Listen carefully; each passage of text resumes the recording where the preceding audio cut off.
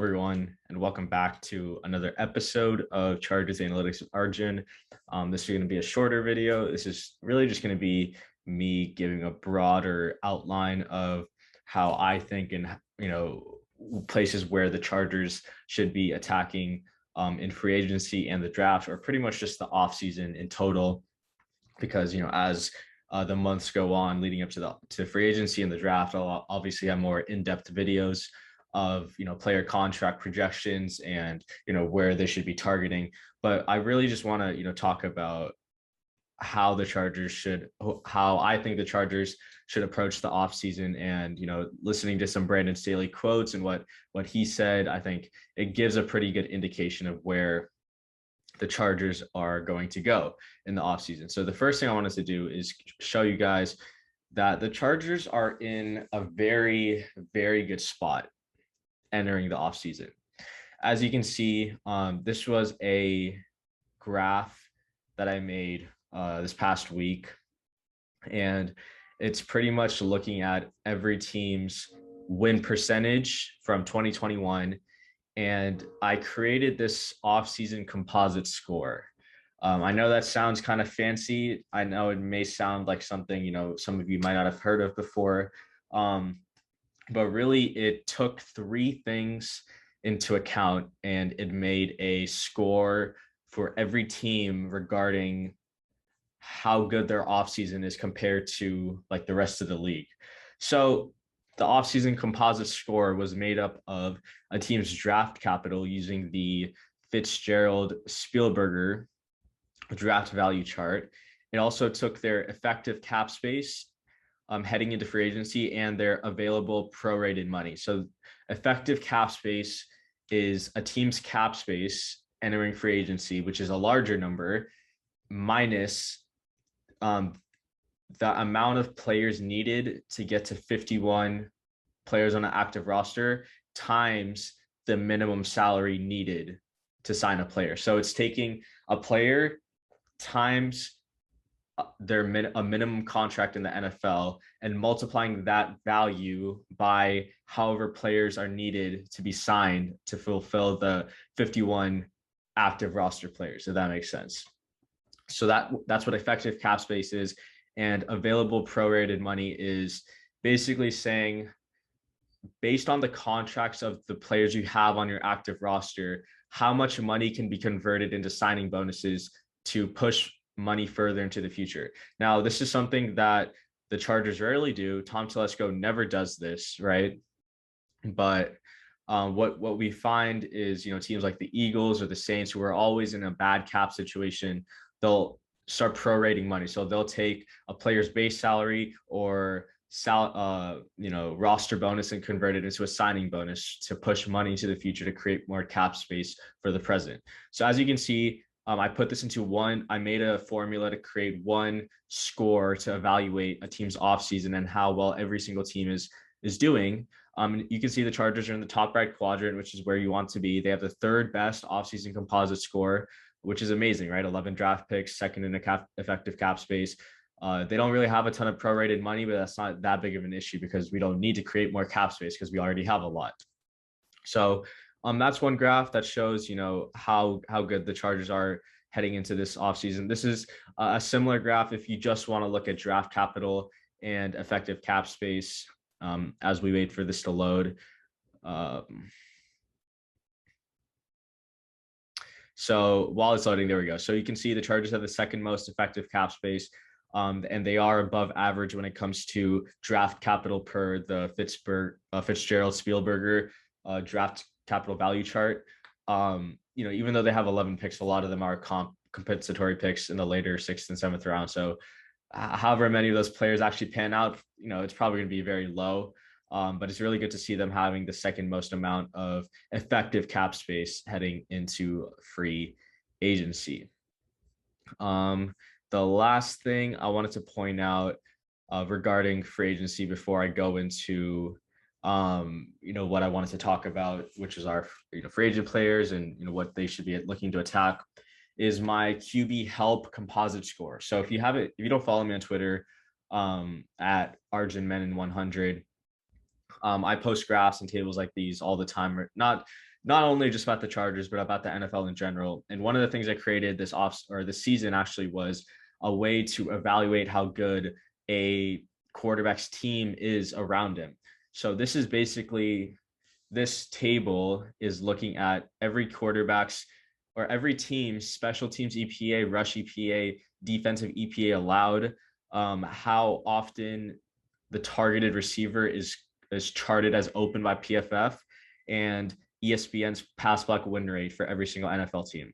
And again, I threw all of these, or all 5 of these statistics into one formula to create a QB team help composite score. And this composite score ranges from 0 to 100.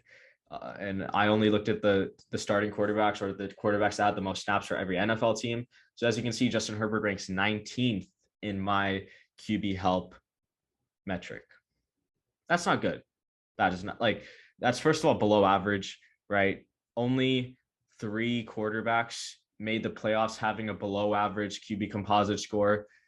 9 of the top 10 teams with an above average, or 9 of the top 10 teams with 9 of the top 10 teams in my composite score ranking made the playoffs.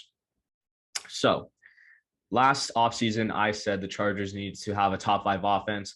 They need to protect Herbert. They did that.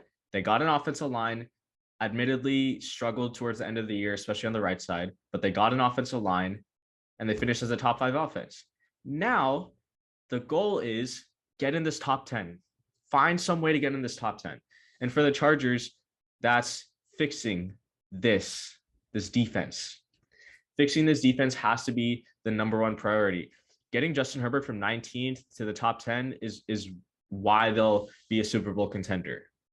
Not him making an MVP jump, because we already know he's an MVP candidate next year. No matter how bad this offseason will be, as long as he's healthy going into next season, he's going to be an MVP candidate.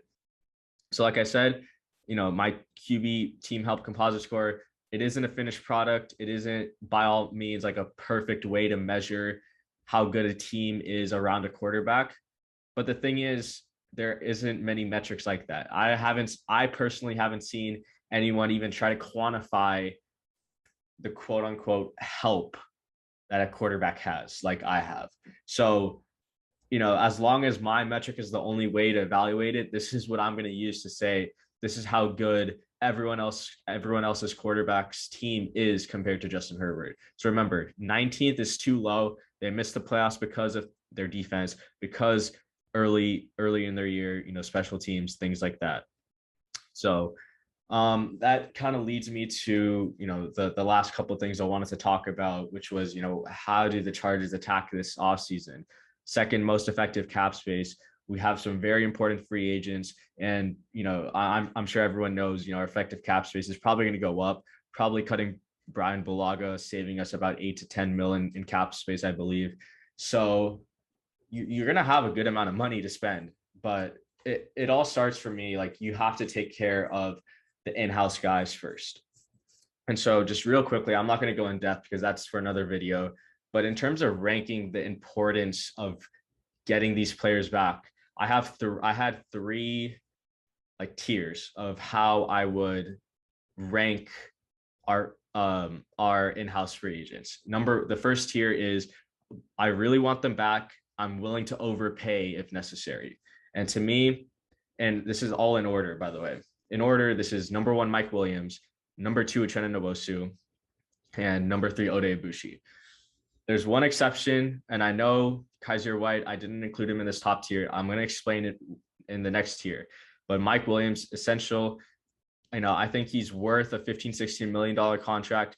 I really would not like to see him go over that. If we have to franchise tag him like the Bears did with Robinson and Bucks did with Godwin, so be it, and try to work out a long-term deal after that. But retaining him is important. If he hits the open market, the Jags, the Dolphins, every team that needs a wide receiver 1 is going to overpay for him, and that cannot be understated.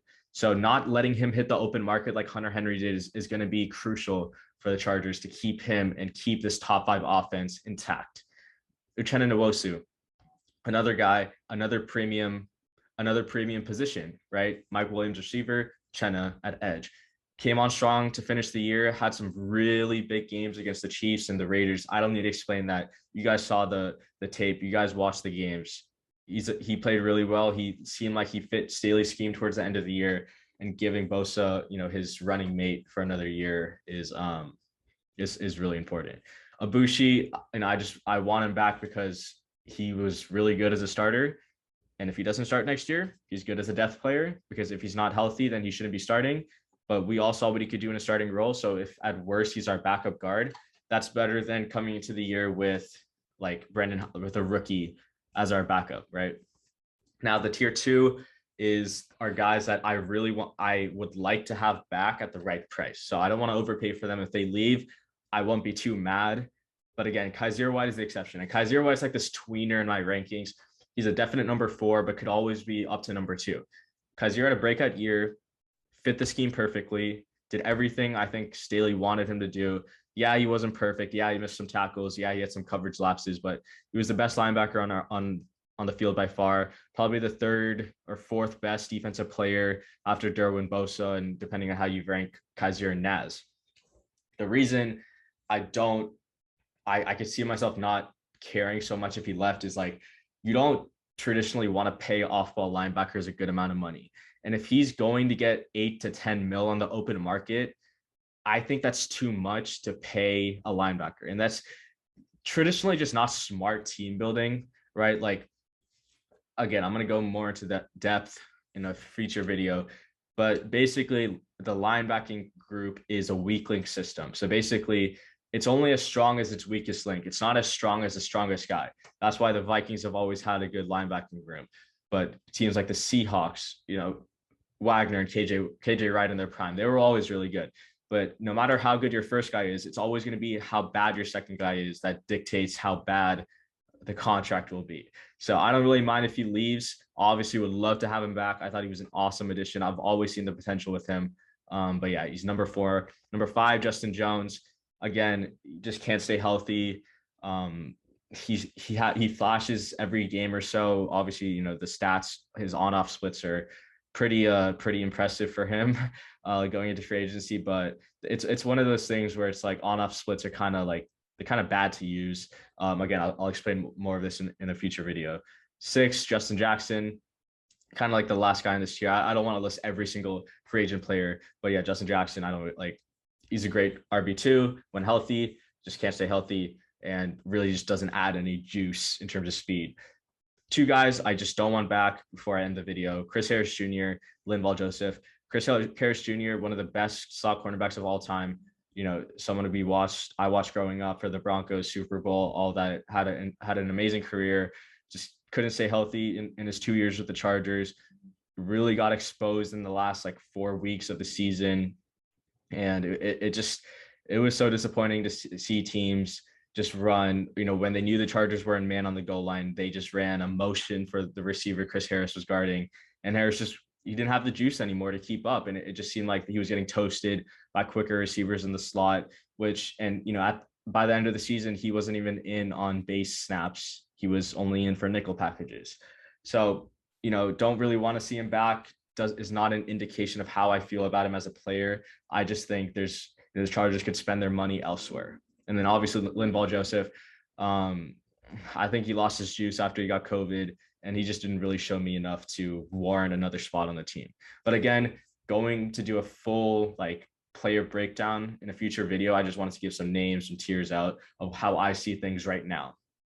Now, again, the point of this video was to show the Chargers are in a very good spot in the offseason. You saw all 3 of my tables and my charts and how I saw the Chargers. They were all in the top right quadrant in terms of offseason resources, and they need to get their team help ranking from 19th to somewhere at least in the top 10, because as we can see, the top 10, 9 of the top 10 teams went to the playoffs. So guys, thank you for watching this video, and with that, as always, bolts up.